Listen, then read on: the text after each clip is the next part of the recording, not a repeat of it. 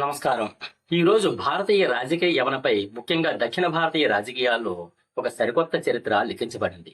దశాబ్దాలుగా రెండు ప్రధాన ద్రావిడ శక్తుల మధ్య సాగిన తమిళనాడు రాజకీయం ఈ రోజు ఒక సరికొత్త మలుపు తిరిగింది.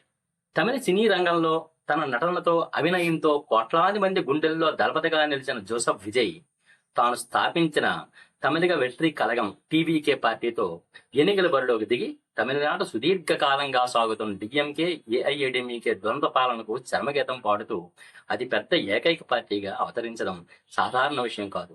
కేవలం 2 ఏళ్ల క్రితం పెట్టిన ఈ ప్రాంతీయ పార్టీ ఎటువంటి పొత్తులు లేకుండా ఒంటరిగా పోరాడి ఏకంగా 108 స్థానాలకు కైవసం చేసుకోవడం ఒక రాజకీయ అద్భుతం కదా. అయితే ఈ అద్భుత విజయం వెనుక ఒక పెద్ద రాజకీయ సస్పెన్స్, ఒక రాజ్యాంగ సంక్షోభం, జాతీయ పార్టీల వ్యూహాత్మక ఎత్తుగడలు దాగి ఉన్నాయి. విజయ్ ముఖ్యమంత్రి కావడానికి అసలైన అడ్డంకులేమిటి? ఇక్కడే మనం గణితాన్ని, రాజ్యాంగాన్ని పరిశీలించాల్సి ఉంటుంది. తమిళనాడు శాసనసభలో మొత్తం స్థానాలు 234. ప్రభుత్వాన్ని ఏర్పాటు చేయాలంటే కావాల్సిన మ్యాజిక్ ఫిగర్ 118. విజయ్ నేతృత్వంలోని టీవీకే సాధించిన స్థానాలు 108.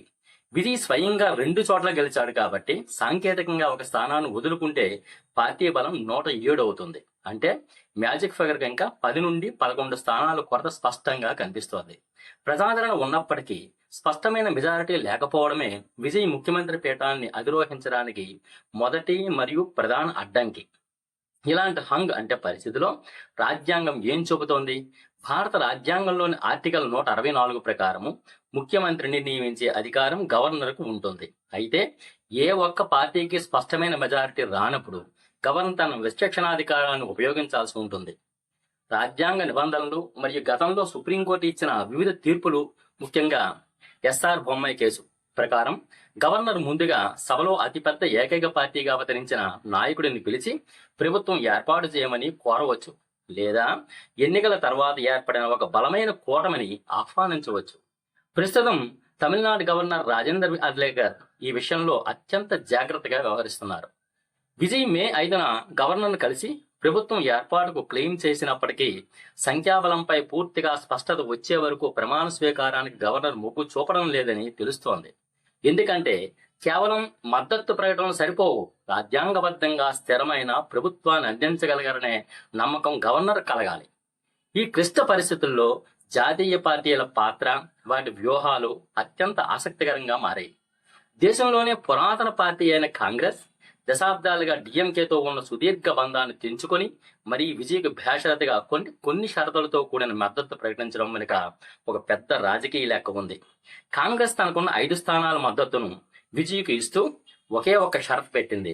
అదేంటంటే విజయ్ ఈ ప్రభుత్వ ఏర్పాటులో బీజేపీ లేదా దాని మిత్రపక్షాల మద్దతు తీసుకోకూడదు అని. ఎందుకు జాతీయ పార్టీలు విజయ్ వైపు చూస్తున్నాయి?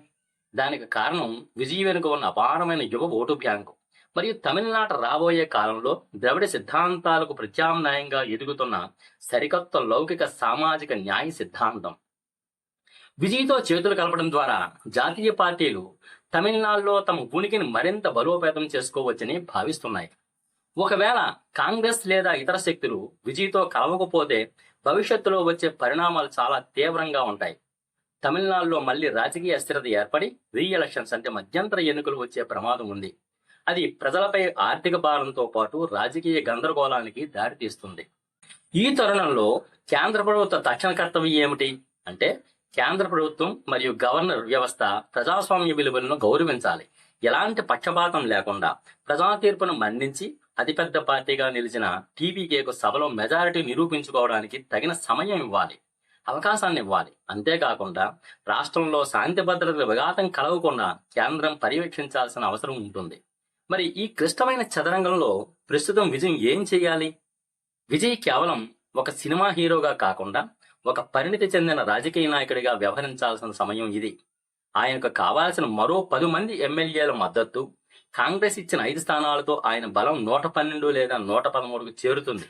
మిగిలిన కొరతను భర్తీ చేయడానికి డిఎంకే కూటమిలోని వీసీకే లాంటి చిన్న పార్టీలతో లేదా ఇతర స్వతంత్రులతో వ్యూహాత్మకంగా చర్చలు జరపాలి.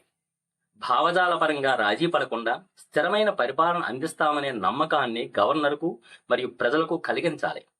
తొందరపాటు నిర్ణయాలు తీసుకోకుండా ప్రజాస్వామ్య పద్ధతిలో మెజారిటీని సాధించడమే విజయ్ ముందున్న తక్షణ కర్తవ్యం.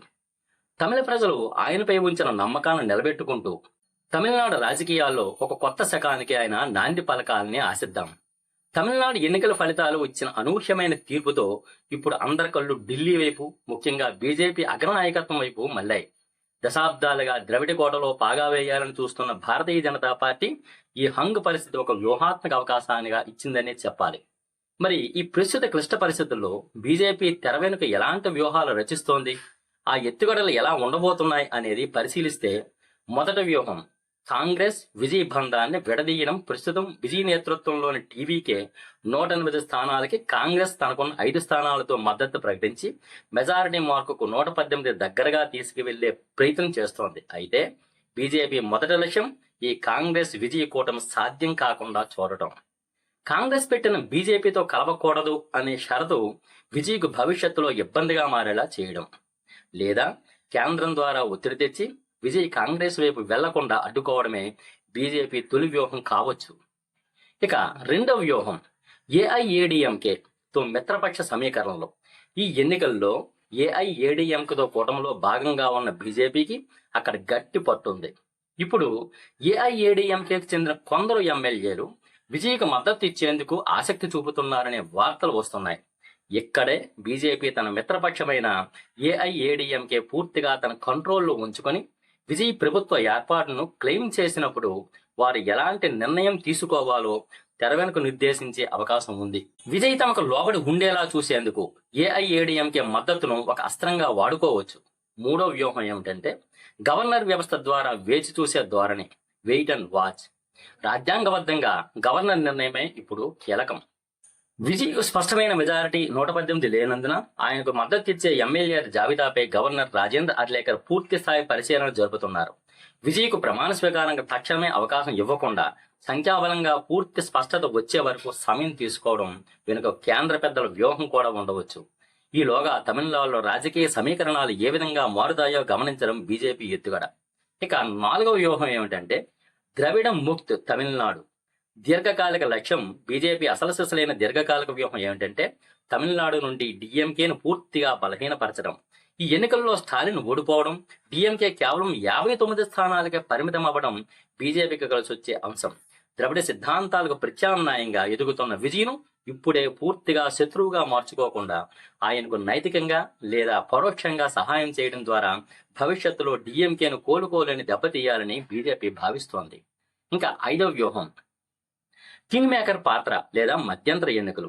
ఒకవేళ విజయ్ ఏ పార్టీతోనూ కలవలేక కాంగ్రెస్ మద్దతు కూడా సరిపోక ప్రభుత్వం ఏర్పాటు చేయలేని పక్షంలో రాష్ట్రంలో రాష్ట్రపతి పాలన విధించి ఆ తర్వాత మధ్యంతర ఎన్నికలకు వెళ్లేలా చేయడం కూడా బీజేపీ చివరి వ్యూహం కావచ్చు. ఎందుకంటే మళ్లీ ఎన్నికలు వస్తే మరింత పగడ్బందీగా వ్యూహాలు రచించి తమిళనాడు తమ బలాన్ని పెంచుకోవచ్చని బీజేపీ అంచనా వేస్తోంది. మొత్తంగా చూస్తే బీజేపీ ప్రస్తుతం తొందరపడి ఒక ముక్క జార విడవకుండా తెర వెనుక పావులు కదుపుతూ విజయ్ అడుగులకు నిశితంగా గమనిస్తోంది. తమిళనాడులో ఏర్పడబోయే సరికొత్త ప్రభుత్వంలో తమ పరోక్ష నియంత్రణ లేదా లబ్ధి ఉండేలా చూసుకోవడమే కమలనాథుల ప్రస్తుత వ్యూహం. మిత్రులారా, తమిళనాడు రాజకీయంపై విజయ్ భవిష్యత్తుపై చేసిన ఈ విశ్లేషణ మీకు నచ్చినట్లయితే ఇప్పుడే మా ఛానల్ను లైక్ చేయండి, మీ స్నేహితులతో ఈ సమాచారాన్ని షేర్ చేయండి. రాబోయే రోజుల్లో తమిళనాడు ఎలాంటి పరిణామాలు చోటు చేసుకుంటాయో మీ అభిప్రాయాలు కింద ఉన్న కామెంట్ బాక్స్ లో తప్పకుండా మాతో పంచుకోండి. ఇలాంటి మరిన్ని ఆసక్తికరమైన రాజకీయ విశ్లేషణల కోసం మర్చిపోకుండా మా ఛానల్ను సబ్స్క్రైబ్ చేసుకోండి. ధన్యవాదాలు.